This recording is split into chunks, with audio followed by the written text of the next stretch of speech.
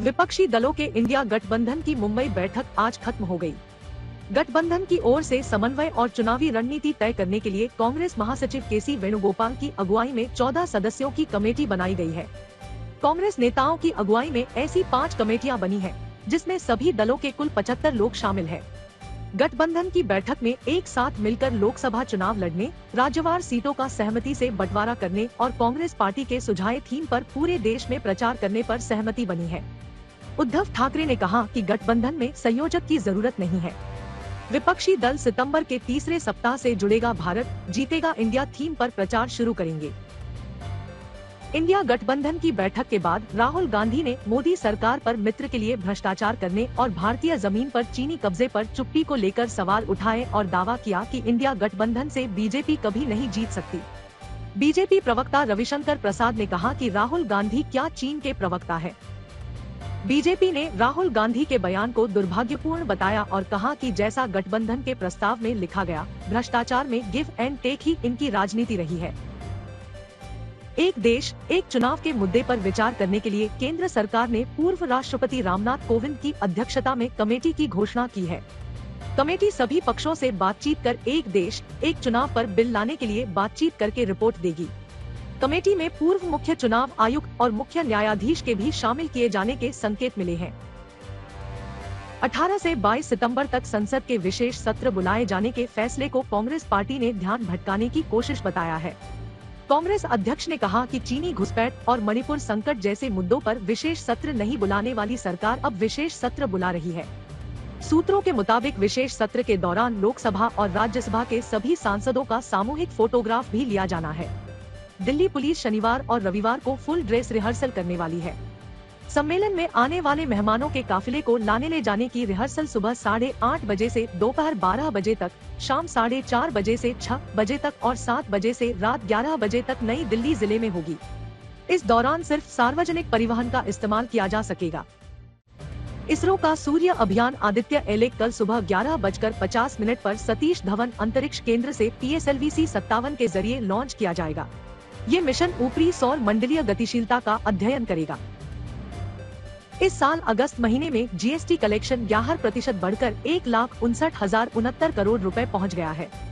पिछले साल अगस्त महीने में 1,43,000 रुपए का ही GST कलेक्शन हो पाया था।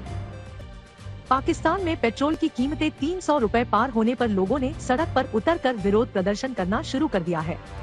IMF से कर्ज के दबाव में पाकिस्तान सरकार ने गुरुवार को ही पेट्रोल की कीमत 14 रुपए 91 पैसे और डीजल की कीमत 18 रुपए 44 रुपए प्रति लीटर बढ़ा दी थी। आज ब्लैक एंड व्हाइट में सबसे पहले विपक्ष के इंडिया गठबंधन की उस बैठक का विश्लेषण करेंगे जिसमें दल तो मिल रहे थे लेकिन इन नेताओं के दिल नहीं मिल रहे थे। दल मिल रहे हैं लेकिन मन नहीं मिल रहे। इस बैठक को लेकर सबसे बड़ी खबर आज ये है कि गौतम अडानी के मुद्दे पर ममता बनर्जी और राहुल गांधी के बीच मतभेद हो गए हैं और ममता बनर्जी राहुल गांधी से इसलिए नाराज हैं कि उन्होंने इस मुद्दे पर प्रेस कॉन्फ्रेंस करने से पहले गठबंधन के बाकी वरिष्ठ नेताओं से बात नहीं की। आपको याद होगा राहुल गांधी ने कल ही गौतम अडानी के मामले पर एक प्रेस कॉन्फ्रेंस की थी और राहुल गांधी अपने दम पर गौतम अडानी के मुद्दे को लगातार उठा रहे हैं।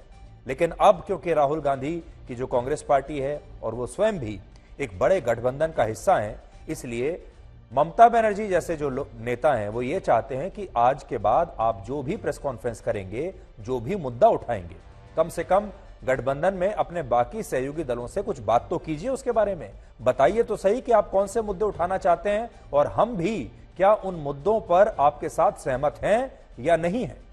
तो इस नाराजगी का आज हम आपके लिए एक संपूर्ण विश्लेषण करेंगे, लेकिन इस विश्लेषण की शुरुआत हम 2 तस्वीरों से करना चाहते हैं, जिनमें पहली तस्वीर उस समय की है जब विपक्षी दलों की यह संयुक्त प्रेस कॉन्फ्रेंस शुरू हुई थी और उस समय मंच पर पश्चिम बंगाल के मुख्यमंत्री ममता बनर्जी को छोड़कर बाकी सभी दलों के प्रमुख नेता मौजूद थे और यह मंच इन नेताओं से कुछ इस तरह से भरा हुआ था जैसे कि आप इस तस्वीर में देख सकते हैं। बैठक के बाद यह प्रेस कॉन्फ्रेंस हुई। इस प्रेस कॉन्फ्रेंस में गठबंधन के तमाम नेता मंच पर आकर मीडिया को यह बताना चाहते थे कि देखिए हम सब एक हैं, हमारी ताकत देखिए, हमारा कोऑर्डिनेशन देखिए, हमारा समन्वय देखिए, हमारी एकता देखिए। लेकिन इसके कुछ देर के बाद ही जब ये प्रेस कॉन्फ्रेंस समाप्त हुई तो इसी मंच पर मुश्किल से थोड़े से मुट्ठी भर नेता ही बचे थे और बाकी के नेता कार्यक्रम खत्म होने से पहले ही, यानी प्रेस कॉन्फ्रेंस खत्म होने से पहले ही जा चुके थे। सबसे बड़ी बात यह है कि नेताओं ने आज राहुल गांधी का भाषण सुनने का भी इंतजार नहीं किया।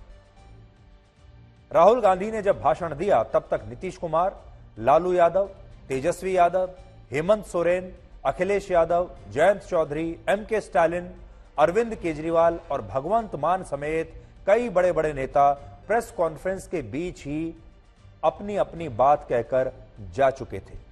यानी इसका मतलब आप ये समझिए कि प्रेस कॉन्फ्रेंस में जितने नेता मौजूद थे सबको बारी बारी से बोलने का मौका मिल रहा था और हर नेता अपनी बात कहकर वापस अपनी कुर्सी पर नहीं बैठता था बल्कि मंच से ही बाहर चला जाता था, क्योंकि उन सबको अब वापस जाने की जल्दी थी।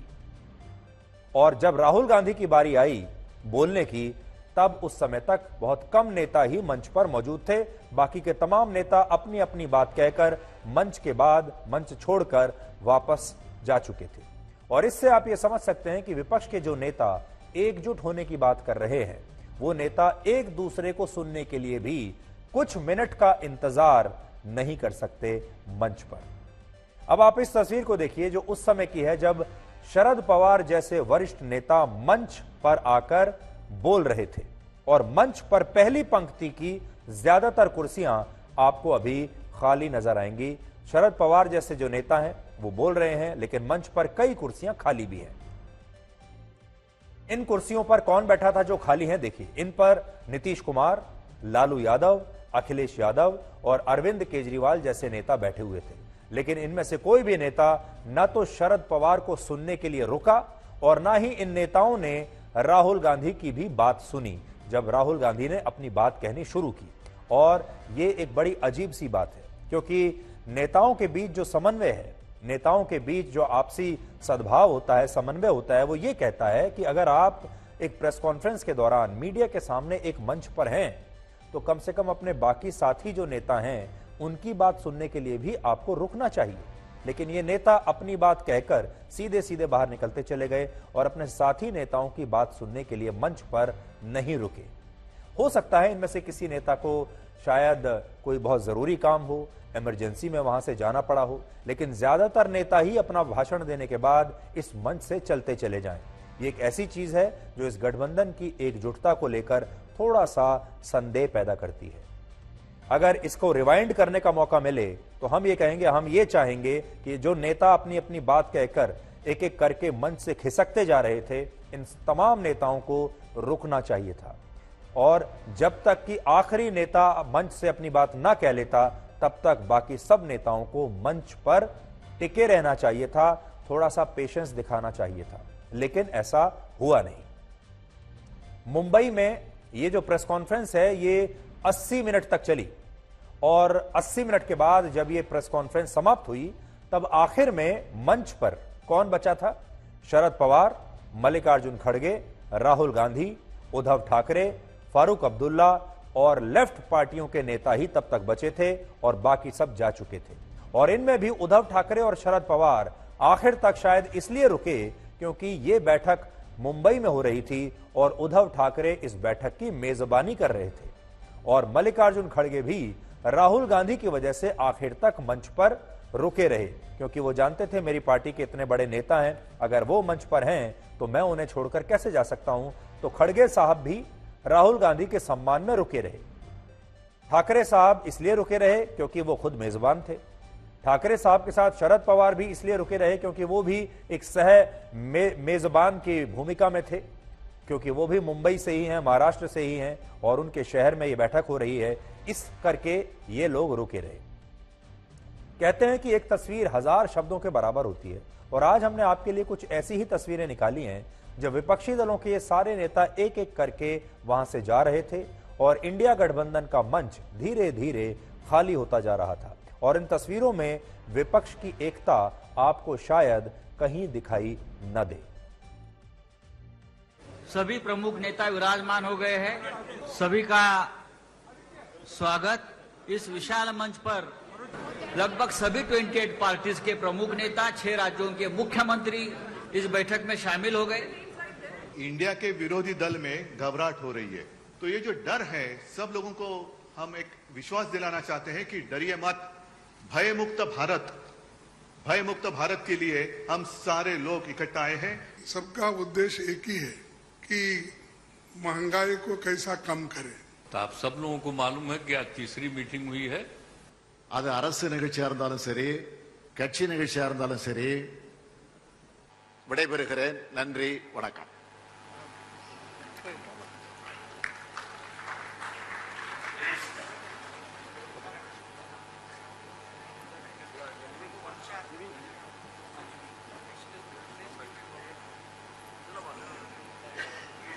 कि हमारी भारत सरकार एक आदमी के लिए काम कर रही है।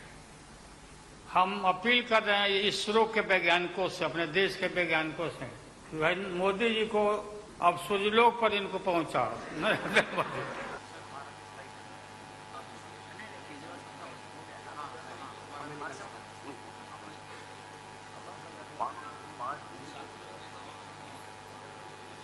State level state sharing will, all the discussions will take place at the state level.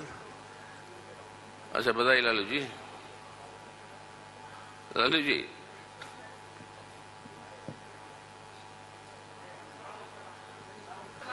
लाल सलाम कहते हैं ना ये।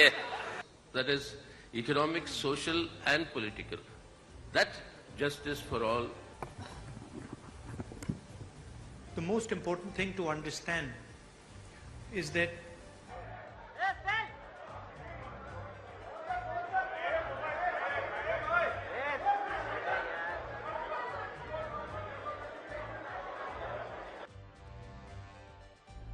तो आज की बैठक में कुछ फैसले भी लिए गए हैं और जो टैग लाइन तय की गई है, जो कि एक तरीके से नारा होता है किसी भी गठबंधन का या पार्टी का, वो भी आप मंच पर देख रहे होंगे। उसमें कहा गया है, जुड़ेगा भारत, जीतेगा इंडिया। यानी ये सारे नेता जो हैं ये मिलकर भारत को जोड़ेंगे और उसके बाद इंडिया जीतेगा। अब आप ये देखिए कि जिस बैठक में विपक्ष के इतने बड़े बड़े नेता एक दूसरे को सुनने के लिए भी रुके नहीं, बाहर जाने के लिए ये लोग इतने बेचैन हैं, उस बैठक में इंडिया गठबंधन का जो थीम है वो है जुड़ेगा भारत, जीतेगा इंडिया रखने का फैसला हुआ है। ऐसी भी खबरें हैं कि गठबंधन के इंडिया नाम की तरह यह थीम रखने का प्रस्ताव भी राहुल गांधी की तरफ से ही आया, क्योंकि राहुल गांधी पहले से ही अपनी भारत जोड़ो यात्रा के तहत जुड़ेगा भारत की बात करते रहे हैं और आज विपक्ष के इंडिया गठबंधन ने भी इसे अपना जो है एक संयुक्त थीम बना लिया है। और विपक्ष की आज की इस बैठक में एक बड़ा फैसला यह भी लिया गया, कई फैसले लिए गए असल में, और वो फैसले ये हैं कि सभी 28 विपक्षी दलों ने सर्वसम्मति से अलग अलग 5 कमेटियों के लिए अपने अपने सदस्यों के नामों का आज ऐलान कर दिया है। कमेटियां बनाई गई हैं, कोऑर्डिनेशन कमेटियां बनाई गई हैं। इनमें पहली और प्रमुख कमेटी है कोऑर्डिनेशन कमेटी, जो चुनावों के लिए इन सभी 28 विपक्षी दलों के बीच तालमेल बनाने का काम करेगी और सीट शेयरिंग का फॉर्मूला भी यही कमेटी तय करेगी। इसमें बड़े बड़े नाम हैं, आप देख लीजिए। इसमें शरद पवार को रखा गया है, तेजस्वी यादव को रखा गया है और भी बड़े बड़े नेताओं को रखा गया है। इस कमेटी में कांग्रेस पार्टी की तरफ से रहेंगे केसी वेणुगोपाल, एनसीपी से शरद पवार, डीएमके से टीआर बालू, झारखंड मुक्ति मोर्चा से हेमंत सोरेन, उद्धव ठाकरे की पार्टी से संजय राउत, आरजेडी से तेजस्वी यादव, टीएमसी से खुद ममता बनर्जी के भतीजे अभिषेक बनर्जी, आम आदमी पार्टी से राघव चड्ढा, समाजवादी पार्टी से जावेद अली खान, जेडीयू से लल्लन सिंह, सीपीआई से डी राजा और नेशनल कॉन्फ्रेंस से उमर अब्दुल्ला और पीडीपी से महबूबा मुफ्ती रहेंगे। और सीपीएम से भी एक नेता को इस कमेटी में जगह दी गई है। इस कमेटी में कुल 14 नेता हैं, लेकिन बड़ी बात यह है कि 28 विपक्षी दल 3 बैठकें करने के बाद भी इस कमेटी का कोई एक नेता नहीं चुन पाए और गठबंधन में कन्वीनर की भूमिका के लिए भी किसी एक नेता का चुनाव अभी तक नहीं हो सका है। कोऑर्डिनेशन कमेटी के अलावा 19 नेताओं की एक कैंपेन कमेटी भी बनाई गई है, जो आने वाले दिनों में इंडिया गठबंधन की पब्लिक रैलियों का आयोजन करेगी। इसके अलावा 12 नेताओं का एक अलग वर्किंग ग्रुप बनाया गया है, जो सोशल मीडिया पर इंडिया गठबंधन के प्रचार और प्रसार का जिम्मा संभालेगा और 19 नेताओं का एक अलग से ग्रुप बनाया गया है, जो मीडिया में विपक्ष की खबरों पर नजर रखेगा और यह तय करेगा कि मीडिया में कैसे इस गठबंधन का प्रचार हो। जबकि 11 नेताओं की एक कमेटी इस गठबंधन के लिए ग्राउंड पर जाकर रिसर्च करने का काम करेगी। हमें सूत्रों से यह भी पता चला है कि इन फैसलों के बावजूद इस बैठक में ममता बनर्जी, अरविंद केजरीवाल, नीतीश कुमार, लालू यादव, अखिलेश यादव, महबूबा मुफ्ती और फारूक अब्दुल्ला ने लगातार इस बात पर जोर दिया कि सबसे पहले इस गठबंधन को सीट शेयरिंग का फॉर्मूला तय करना चाहिए और यह काम 15 अक्टूबर से पहले हो जाना चाहिए। और ये नेता सीट शेयरिंग पर इसलिए इतना जोर दे रहे हैं क्योंकि इन पार्टियों ने ऐसे दलों के साथ गठबंधन किया है जिनके खिलाफ ये विधानसभा के चुनावों में हमेशा आमने सामने होते हैं। अब जैसे मान लीजिए महबूबा मुफ्ती और उमर अब्दुल्ला, ये दो अपने राज्यों में ऐसे नेता हैं जो हमेशा एक दूसरे के खिलाफ चुनाव लड़ते हैं, लेकिन अब देखिए ये एक ही मंच पर आ गए हैं। और अगर जम्मू कश्मीर में लोकसभा चुनाव के साथ मान लीजिए कभी चुनाव की नौबत आती है विधानसभा में, तो ये दो नेता क्या करेंगे?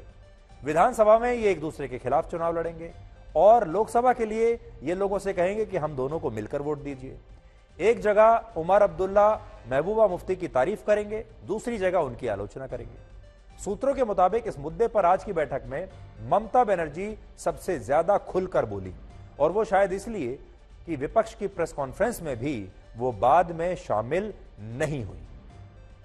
इसके अलावा हमें यह भी पता चला कि ममता बनर्जी इस बात से नाराज थीं कि राहुल गांधी ने बिना विपक्ष के नेताओं से चर्चा किए गौतम अडानी का मामला मीडिया में फिर से उठाया और अब खबरें हैं कि इस मुद्दे पर इंडिया गठबंधन में भी एक दरार आ गई है। तो सोचिए यह भी कितनी दिलचस्प बात है कि गौतम अडानी का मुद्दा, जिसे राहुल गांधी अपना नंबर 1 मुद्दा मानकर इस समय चल रहे हैं, सबसे ज्यादा उन्होंने जोर शोर से इस मुद्दे को उठाया है, लेकिन गठबंधन में ही कई ऐसे नेता हैं जो गौतम अडानी के मुद्दे को नहीं उठाना चाहते।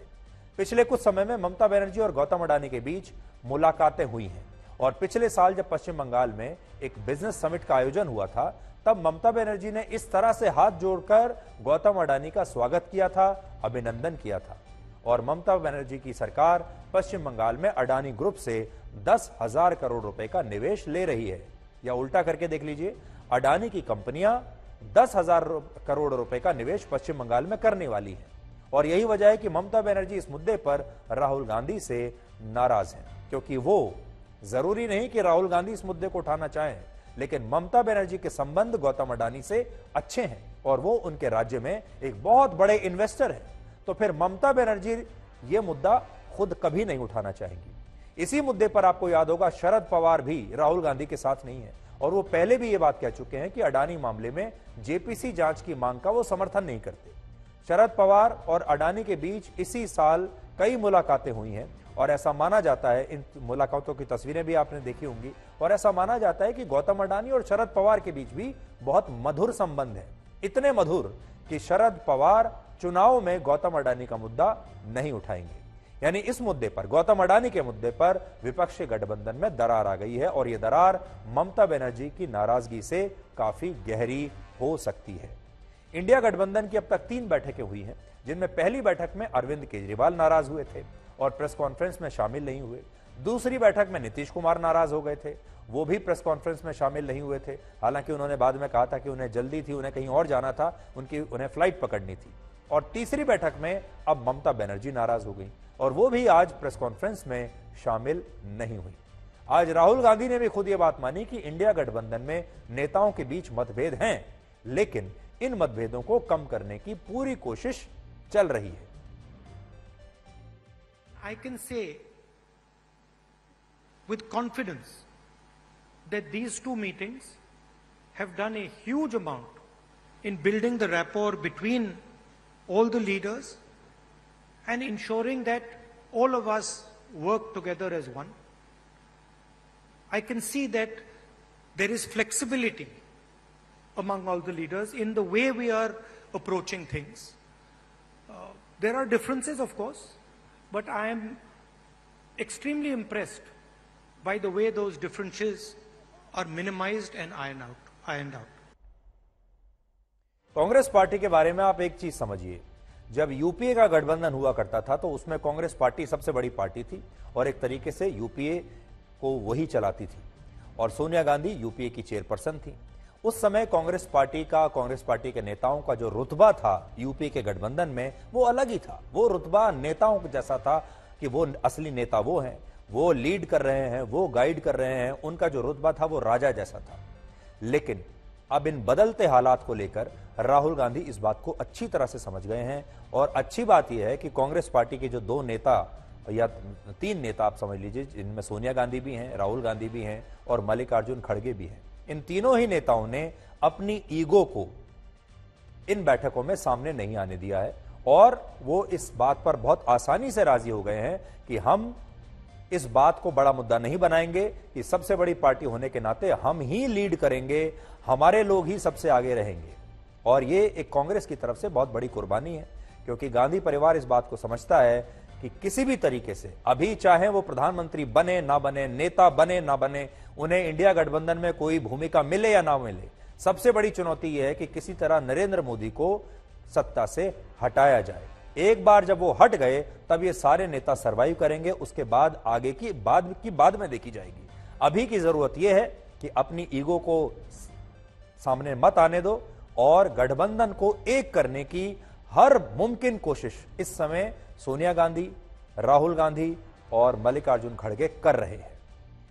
इंडिया गठबंधन की इस बैठक में आज प्रधानमंत्री मोदी पर सबसे ज्यादा हमला हुआ, क्योंकि वही सबसे बड़े नेता हैं। दूसरे नंबर पर जिस पर सबसे ज्यादा हमला हुआ है वो है मीडिया। और विपक्ष के लगभग सभी नेताओं ने मीडिया के प्रति अपनी बड़ी नाराजगी आज जताई और कहा कि मीडिया मोदी के साथ है और इस वजह से विपक्षी दलों को टीवी पर दिखाया ही नहीं जाता।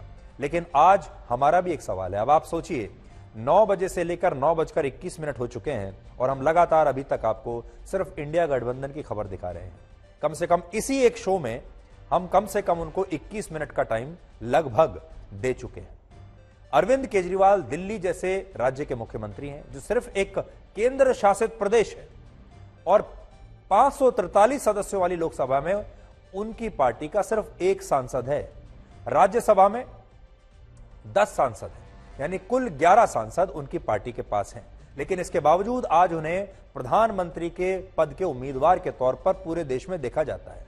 तो ये किसकी वजह से है? ये उसी मीडिया की वजह से है जिसकी अरविंद केजरीवाल आलोचना कर रहे हैं, जिस पर आज सवाल उठा रहे हैं। और अरविंद केजरीवाल का जो रिकॉल वैल्यू है वो आज दिल्ली के बाहर इतने सारे राज्यों में है। अरविंद केजरीवाल की तस्वीर हर अखबार के फ्रंट पेज पर छपती है, चाहे वो विज्ञापन के जरिए हो या बिना विज्ञापन के जरिए हो। ये सब कुछ मीडिया की वजह से हो रहा है। नीतीश कुमार ने भी आज मीडिया पर हमला किया, लेकिन सच यह है कि नीतीश कुमार भी बिहार के ही मुख्यमंत्री हैं और उन्होंने आज तक बिहार के बाद बाहर कोई लड़ाई नहीं लड़ी, लेकिन उन्हें भी प्रधानमंत्री पद का उम्मीदवार माना जाता है। ये भी मीडिया की वजह से है। इसके बावजूद आज इन सारे नेताओं को प्रधानमंत्री मोदी के बाद सबसे ज्यादा शिकायत अगर किसी से थी तो वो मीडिया से थी। और अभी आपको बताया गया कि कैसे मीडिया पर ही कब्जा कर लिया है। कोई भी दूसरे की बात कम छपता है और ज्यादातर उन्हीं की बात छपते रहती है।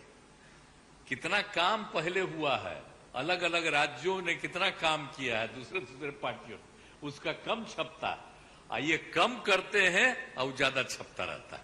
तभी तो आप लोगों पर कब्जा न है जी, तब तो उपाय है। और जब एक बार उनसे मुक्ति मिलेगी तो आप सब प्रेस वाले आजाद होइएगा और जो आपको उचित लगेगा वही लिखिएगा और वही बोलिएगा। ये बहुत जरूरी है। अगर प्रेस के लोग कुछ लिखते हैं, कहीं क्या काम हो रहा है, क्या ठीक नहीं हो रहा है, वो जब लिखते हैं तो उसका असर जनता पर कितना पड़ता है। और आजकल देख रहे हैं कोई काम नहीं कर रहे हैं और खाली उनका बड़ाई हो रहा है। ये ध्यान में रखना चाहिए कि कभी वो मीडिया उनके साथ है, वो एक उनके दिमाग में है। प्रेस मीडिया हो, टीवी हो, ये सारी चीजें मेरे पास है, ये उनका कहना है। और हमको कभी कभी ऐसा दिखता भी है, माफ करो क्योंकि मैं ऐसा बोल रहा हूं समझ के, आप गुस्से में आके हमारे खिलाफ मत लिखो। तो जो कुछ है वस्तु स्थिति, आपको भी मुंह को ताला लगाया, हाथ बंद दिए आपके भी लिखने के, ये सारी चीजें कर रहे हैं और आहिस्ता आहिस्ता डिक्टेटर के तरफ वो जा रहे हैं। I don't want to comment much about the press. You're also in some ways restricted and chained, and India Alliance is working to free you from your chains. बहुत बड़ी बड़ी ताकतें इस इंडिया अलायंस को तोड़ने में लगेंगी, बहुत बड़ी बड़ी ताकतें। पिछले कुछ दिनों से मैं देख रहा हूं, जबरदस्ती क्या दिखाया जाएगा, इसकी उसके से लड़ाई हो गई, उसकी उससे लड़ाई हो गई, जबरदस्ती दिखाने की कोशिश की जाएगी, जबरदस्ती दिखाने की कोशिश की जाए।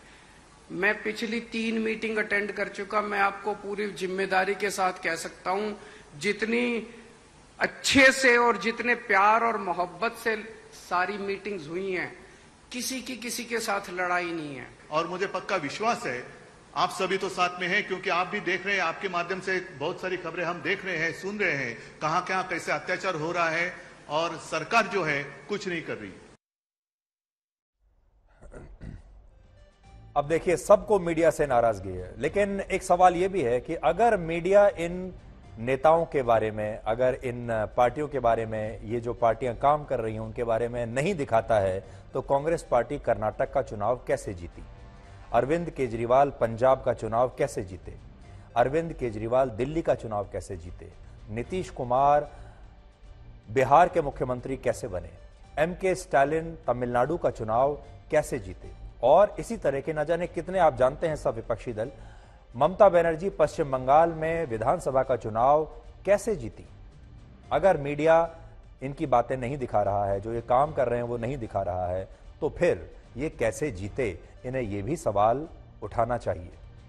और ये मीडिया का जो मामला है, ये वैसा ही हो गया है जैसे ईवीएम का मामला है। अगर पार्टियां हार जाती हैं तो ईवीएम को दोष देती हैं, जीत जाती हैं तो कहते हैं ईवीएम बिल्कुल ठीक है। इसी तरह जब हारते हैं कहते हैं मीडिया हमारे साथ नहीं है, और जब जीत जाते हैं तो मीडिया के बारे में उनकी राय एकदम बदल जाती है। लेकिन हम आपको ये बता रहे हैं कि हाल के दिनों में विपक्षी दल कहां कहां पर जीते हैं, और अगर मीडिया उन्हें नहीं दिखा रहा होता, उन्हें प्रोजेक्ट नहीं कर रहा होता, तो फिर वो कैसे जीतते?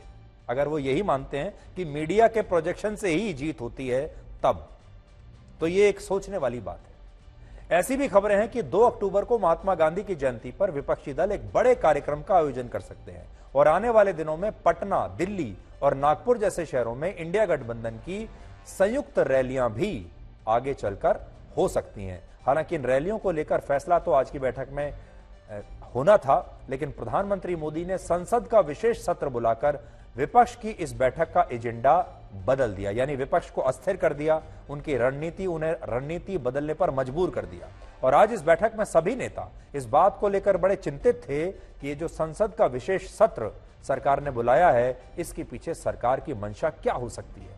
आज कांग्रेस के अध्यक्ष मल्लिकार्जुन खड़गे ने कहा कि उन्हें इस सत्र की कोई जानकारी नहीं दी गई है, और इस तरह बिना जानकारी दिए संसद का विशेष सत्र बुलाना तानाशाही है। और अरविंद केजरीवाल ने भी यही कहा कि मोदी सरकार खुद को भगवान से भी बड़ा समझने लगी है। लालू यादव ने बीजेपी को भारत जलाओ पार्टी का नाम दे दिया, और राहुल गांधी ने कहा कि लोकसभा चुनाव में इंडिया गठबंधन एनडीए को हरा देगा। मोदी सडनली और एक बात की कि बिजनेस एडवाइजरी कमेटी को नहीं पूछे, अपोजिशन लीडर को भी नहीं बुलाए, किसी को बुलाए बगैर वो पार्लियामेंट का डेट देकर स्पेशल सेशन बुला रहे हैं। अरे स्पेशल सेशन मणिपुर जल रहा था तो आपने नहीं बुलाया, तो ये देश चलाने की रीत नहीं है। ये आहिस्ता आहिस्ता डिक्टेटरशिप की तरफ जा रहे हैं। इसको ढीला करने की कोशिश मोदी जी कितना भी कोशिश करे, हम वो डरने वाले नहीं है। स्टेज पे जो नेता हैं, जो पार्टीज हैं, वो हिंदुस्तान के 60% लोगों को रिप्रेजेंट करती हैं, और अगर हम एक साथ मिलके चुनाव लड़ेंगे तो बीजेपी चुनाव जीत ही नहीं सकती है। और मुझे बहुत खुशी हो रही है कि जो हमारी पार्टीज हैं, जो हमारे नेता हैं, उनके बीच में जो रैपोर है, जो फ्लेक्सिबिलिटी है, वो गहरी होती जा रही है। और मुझे लगता है कि इंडिया अलायंस बीजेपी को चुनाव में आसानी से हरा देगा। इससे ज्यादा अहंकारी सरकार आज तक कभी नहीं हुई, और ये लोग अपने आप को भगवान से भी बड़ा समझने लग गए हैं, और जब कोई आदमी अपने आप को भगवान से बड़ा समझने लगता है तो फिर उसका पतन भी जल्दी होता है। मुझे बेहद खुशी है कि इंडिया अलायंस में सब लोग आपस में जुड़ रहे हैं। देश के तमाम लोगों को हर के को खाता खुलवाया कि 5-5 लाख रुपया जमा करें, 15-15 लाख रुपया। हम भी झांसा में आ गए और हमने भी अपना खाता खुलवाया। मेरे 7 बेटियां 2 बेटा और पति पत्नी दोनों मिला के 11 हो जाते हैं। देखा कि भाई 15 से गुना कर दीजिए, पैसा काफी मिल जाएगा। हमने तो पशुपालन में कोई पैमानी शैतानी भ्रष्टाचार नहीं किया जो भ्रष्टाचार नरेंद्र मोदी कर रहे हैं, करा रहे हैं। ये बात भी सच है कि जैसे जैसे हम करीब आते जा रहे हैं, एक कदम आगे बढ़ते जा रहे हैं, तो इंडिया के विरोधी दल में घबराहट हो रही है।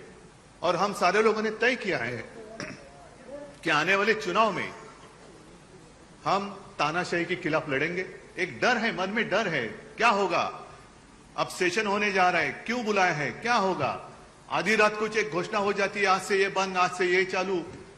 तो ये जो डर है, सब लोगों को हम एक विश्वास दिलाना चाहते हैं कि डरिए मत। भय मुक्त भारत के लिए हम सारे लोग इकट्ठा आए हैं।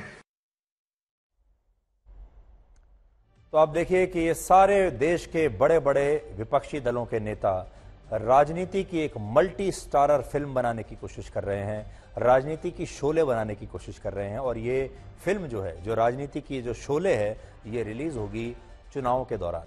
अब ये देखना होगा कि ये जो शोले है विपक्षी दलों के नेताओं की मल्टी स्टारर फिल्म, ये हिट होती है या फ्लॉप होती है। लेकिन कलाकार तो उन्होंने बहुत सारे ले लिए हैं, कलाकार बहुत बड़े बड़े हैं, बड़े बड़े नाम हैं और बड़ी बड़ी पार्टियां हैं, और वो एक साथ एक मंच पर जब आते हैं तो ताकत तो दिखाई देती है, ग्लैमर तो दिखाई देता है, एक स्टार पावर तो दिखाई देती है। लेकिन अब ये देखना है कि बॉक्स ऑफिस पर यह फिल्म कितनी सफल होती है, यानी बैलेट बॉक्स में जाकर यह फिल्म जो है राजनीति की, ये कितनी सफल होती है या नहीं।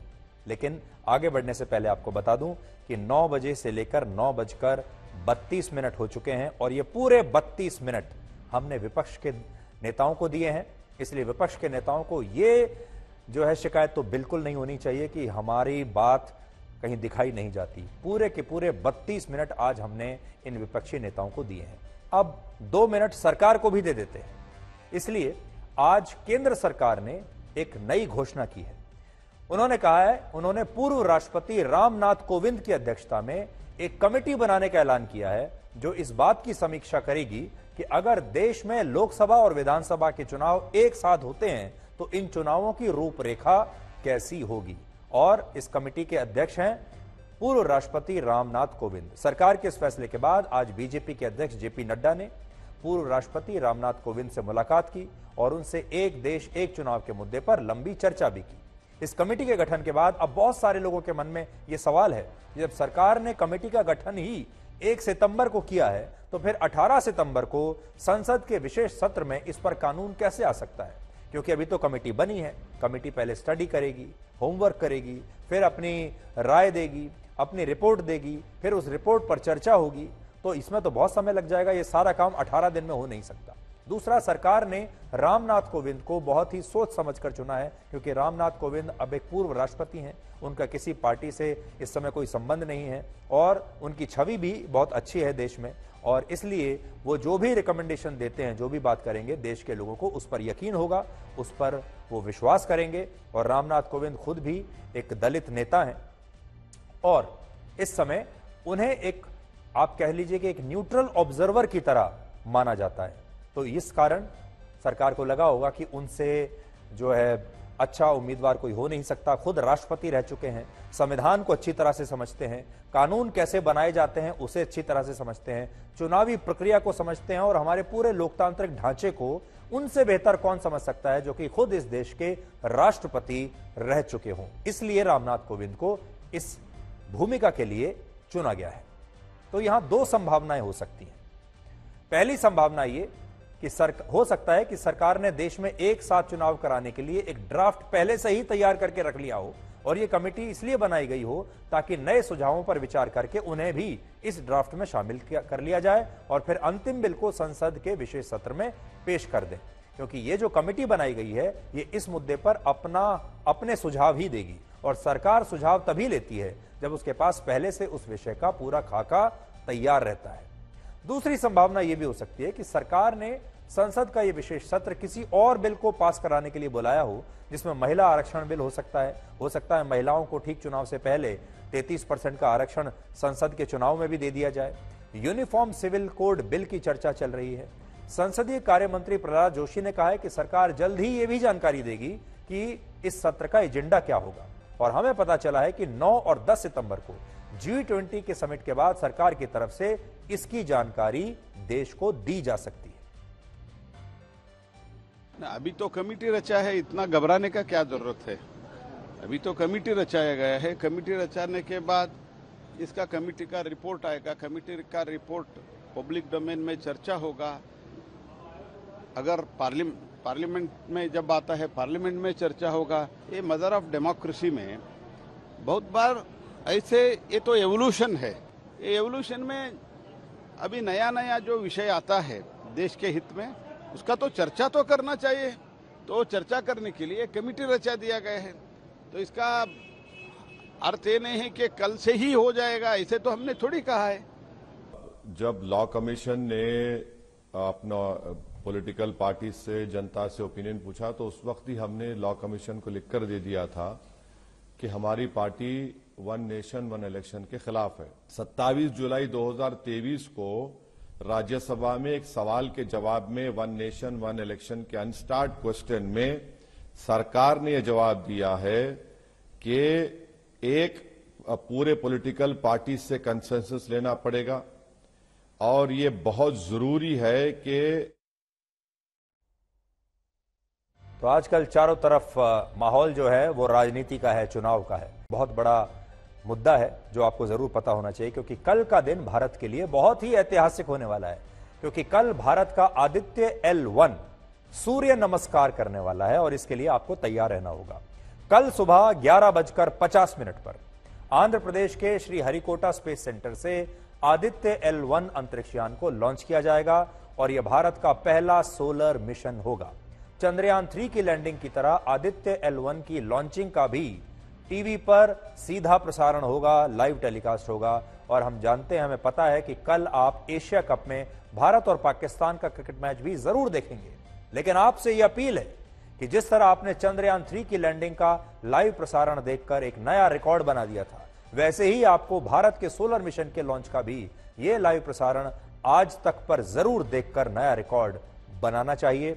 हमारे वैज्ञानिकों का आप मनोबल ऊंचा कीजिए, वैज्ञानिकों को भी वही सम्मान दीजिए जो आप दूसरे बड़े बड़े स्टार्स को देते हैं। और कल हमारे वैज्ञानिकों का बहुत बड़ा दिन है। आप समझ लीजिए कि ये कल एक्चुअली उनके फाइनल मैच जैसा है और इस फाइनल मैच में अगर आप सब उनका मनोबल बढ़ाते हैं, आप सब उनके लिए तालियां बजाते हैं, शुभकामनाएं देते हैं, तो इसरो के हमारे वैज्ञानिकों को इससे बहुत बल मिलेगा, ताकत मिलेगी। इस मिशन से एक दिन पहले आज इसरो के वैज्ञानिकों की टीम मिशन आदित्य L1 के एक छोटे से मॉडल के साथ आंध्र प्रदेश के तिरुमला मंदिर पहुंची और इसरो के मौजूदा चेयरमैन S सोमनाथ ने आदित्य L1 की लॉन्चिंग को भारत के अंतरिक्ष अभियान के लिए एक बहुत महत्वपूर्ण हिस्सा बताया है, इसे बहुत महत्वपूर्ण यात्रा बताई है।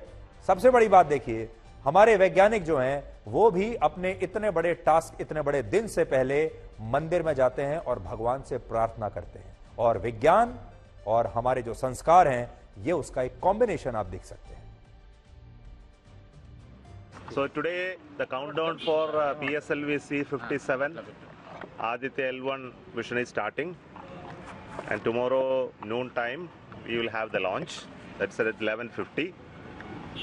Then it will take almost an hour for the satellite to reach the required location and inject. So the Aditya L1 satellite is for studying our sun, and it will take another 125 days to travel from Earth to reach the point where the satellite will look at sun, called L1 point. So I came here to pray to Changalamba Parameshwari for getting us the strength for making this launch again. Very important launch, successful. ISRO का Aditya L1 अंतरिक्षयान पूरी तरह से भारत में बना है, यानी ये made in India spacecraft है और इस अंतरिक्षयान को पृथ्वी और सूर्य के बीच L1 पॉइंट की कक्षा में पहुंचने में कुल मिलाकर 4 महीने यानी लगभग 120 दिन का समय लगेगा। पृथ्वी और सूर्य के बीच अगर एक सीधी रेखा खींची जाए तो उसी सीधी लाइन पर यह L1 पॉइंट भी है, जहां भारत का आदित्य L1 5 वर्षों तक सूर्य का अध्ययन करेगा। यहां सबसे दिलचस्प बात यह है कि पृथ्वी से सूर्य की दूरी लगभग 15 करोड़ किलोमीटर है, लेकिन L1 पॉइंट वो है जिसकी पृथ्वी से दूरी सिर्फ 15 लाख किलोमीटर है। यानी दूरी तो असल में सूर्य और पृथ्वी की 15 करोड़ किलोमीटर है, ये जो मिशन है ये 15 लाख किलोमीटर की दूरी पर जाकर रहेगा। इसका मतलब यह है कि इसरो का अंतरिक्षयान पृथ्वी से सूर्य की दूरी का केवल एक छोटा सा सिर्फ 1% भाग ही कवर करेगा और यह चंद्रयान 3 की तरह सूर्य की सतह पर लैंडिंग नहीं करेगा, बल्कि यह सूर्य से 14 करोड़ 85 लाख किलोमीटर दूर रहते हुए सूर्य को देखेगा, स्टडी करेगा, उसके वातावरण को समझने की कोशिश करेगा। अब तक दुनिया में ऐसा कोई अंतरिक्षयान नहीं बना जो सूर्य की कक्षा में बिल्कुल नजदीक पहुंचा हो।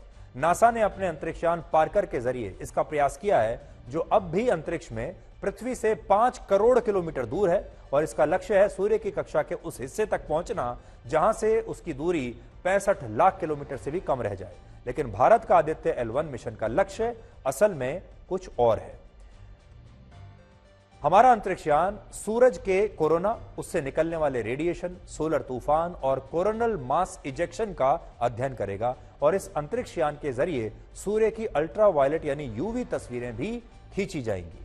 और इस मिशन से सबसे बड़ा फायदा यह होगा कि इंसान सूर्य के तापमान और सौर तूफानों की घटनाओं को ठीक से समझ पाएगा। इसरो इस मिशन को यूपीए सरकार में लॉन्च करना चाहता था, लेकिन तब बजट की कमी की वजह से यह मिशन लॉन्च नहीं हो पाया जब यूपीए की सरकार देश में थी। लेकिन कल भारत अपना पहला सोलर मिशन लॉन्च करेगा और यह मिशन चंद्रमा पर चंद्रयान 3 की सफल लैंडिंग के 9 दिन के बाद लॉन्च हो रहा है। पठान फिल्म के सुपर हिट होने के बाद शाहरुख खान की नई फिल्म जवान अब रिलीज के लिए तैयार है और रिलीज होने से पहले ही इस फिल्म का एक डायलॉग बहुत चर्चा में है और यह डायलॉग आम डायलॉग नहीं है, यह डायलॉग कुछ खास है। इस डायलॉग में शाहरुख खान कहते हैं, बेटे को हाथ लगाने से पहले बाप से बात कर। अब लोग इस डायलॉग के अलग अलग मतलब निकाल रहे हैं और कह रहे हैं कि इस डायलॉग के जरिए शाहरुख खान अपने बेटे आर्यन खान को 22 दिन जेल में रखने पर अपने मन की बात लोगों से शेयर कर रहे हैं। जैसे हर फिल्म में 1 या 2 डायलॉग लोगों की जुबान पर चढ़ जाते हैं, लोगों के दिल में उतर जाते हैं, वैसे ही शाहरुख खान चाहते हैं कि यह डायलॉग लोगों की जुबान पर भी चढ़े और उनके दिल में उतर जाए और देश के लोगों को पता चले कि जब आर्यन खान जेल में थे तो एक पिता के तौर पर शाहरुख खान पर क्या बीती थी।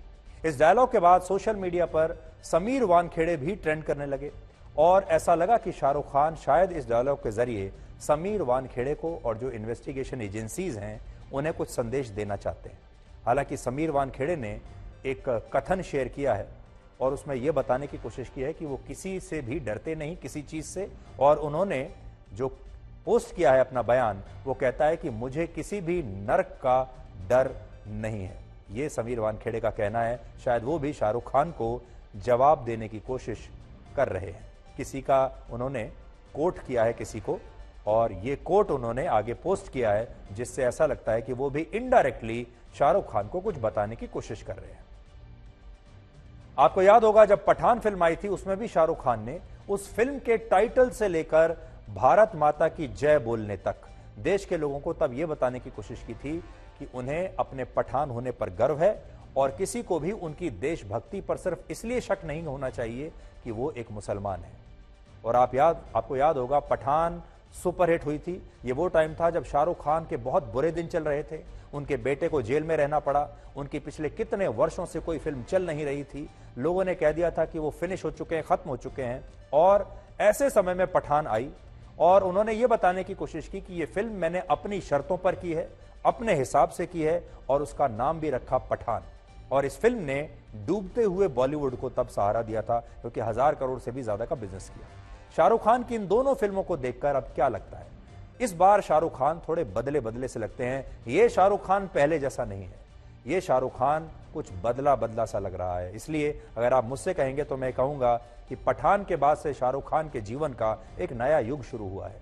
आर्यन खान के इस घटना के बाद से उनके जीवन का एक नया युग शुरू हुआ है और ऐसा लगता है कि अब वो अपनी फिल्मों में खुद का ही किरदार निभाना चाहते हैं। यानी Shahrukh Khan actually is playing Shahrukh Khan himself. अब वो किसी किरदार को नहीं निभाते फिल्म में, बल्कि वो शाहरुख खान ही बने रहना चाहते हैं और किसी दूसरे किरदार में अपनी फिल्मों में वो उतरना नहीं चाहते।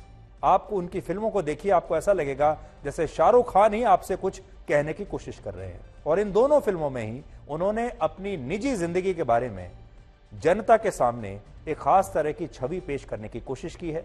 वो जो राइटर्स हैं, स्क्रिप्ट राइटर्स हैं, डायलॉग राइटर्स हैं, सब कुछ एक खास तरीके से उन्हें आपके सामने प्रस्तुत कर रहे हैं। ज्यादातर लोग मीडिया में इंटरव्यूज के जरिए, जो हमारे बड़े बड़े स्टार्स हैं, वो मीडिया में इंटरव्यूज के जरिए या सार्वजनिक मंचों पर बोलकर अपनी राय, अपने सुख और अपने दुख लोगों के साथ शेयर करते हैं। लेकिन शाहरुख खान ने अब मीडिया से बात करना बंद कर दिया है और अब वो जनता के बीच भी तभी जाते हैं जब उन्हें अपनी कोई फिल्म प्रमोट करनी होती है, और वो उसके लिए भी ये कोशिश करते हैं कि प्रमोट करने के लिए जो इवेंट रखा जाए वो भी भारत से बाहर ही रखा जाए। जैसे पठान फिल्म का इवेंट जो है, जो प्रमोशन था, वो उन्होंने दुबई में जाकर किया, और जवान का ट्रेलर भी उन्होंने दुबई में जाकर रिलीज किया, भारत में नहीं। और ऐसा लगता है कि अब उन्होंने सोचा है कि उन्हें जो भी कुछ कहना है वो अब अपनी फिल्मों के जरिए ही, उसकी कहानी और डायलॉग्स के जरिए ही लोगों को बताएंगे, जनता को कहेंगे। यानी अब वो अपनी निजी जिंदगी लोगों के साथ सिर्फ अपनी फिल्मों और उनकी कहानी के जरिए ही शेयर करना चाहते हैं।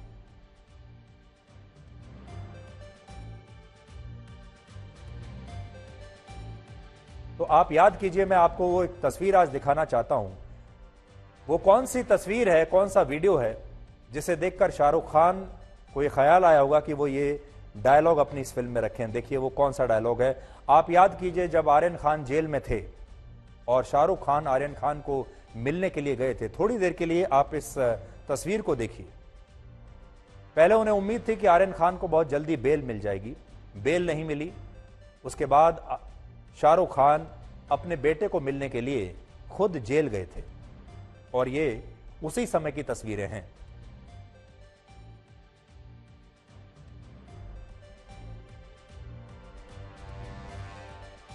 ये वो समय था जब शाहरुख खान ने उस समय भी ना तो कोई इंटरव्यू दिया, ना ही कोई सार्वजनिक बयान दिया, ना ही किसी के ऊपर इस पूरी घटना का दोष मढ़ने की कोशिश की, ना ही अपने बेटे के लिए ये कहा कि वो बेकसूर हैं, या अपने बेटे को लेकर कोई भी उन्होंने सार्वजनिक बयान दिया हो। इस दौरान उन्होंने अपनी चुप्पी एक बार के लिए भी नहीं तोड़ी। जबकि देखिए, कोई और पिता अगर होता तो जरूर अपनी चुप्पी तोड़ता, जरूर या तो शिकायत करता या कोशिश करता कि जनता के बीच जाए, जनता को बताए कि वो कितनी परेशानी में है और उसके साथ कितनी नाइंसाफी हुई है। लेकिन शाहरुख खान ने दूसरा रास्ता चुना और एक पिता के रूप में वो बिल्कुल चुप रहे। और ऐसा लगता है कि तब वो शायद ये सोचते होंगे कि मुझे जो भी कुछ कहना है अब मैं अपनी फिल्मों के जरिए कहूंगा, और अब मैं अपनी सफलता के जरिए कहूंगा। और कई बार आपको याद होगा, मैं अक्सर ये बात कहता हूं कि सफल होने के लिए पेट में आग होना जरूरी है, सफल होने के लिए कई बार दुख होना जरूरी है, सफल होने के लिए कई बार अपमान होना जरूरी होता है। और दुख की जो वो आग होती है वो व्यक्ति को प्रेरित करती है कि वो अच्छा काम करे, आगे बढ़े और सफलता के नए आयाम प्रस्तुत करे लोगों के सामने, और वही उसका बदला होता है। और शायद शाहरुख खान ने भी वही करने की कोशिश की है। और हमेशा याद रखें, मतलब की बात सब समझ लेते हैं, लेकिन बात का मतलब बहुत कम लोग ही समझ पाते हैं।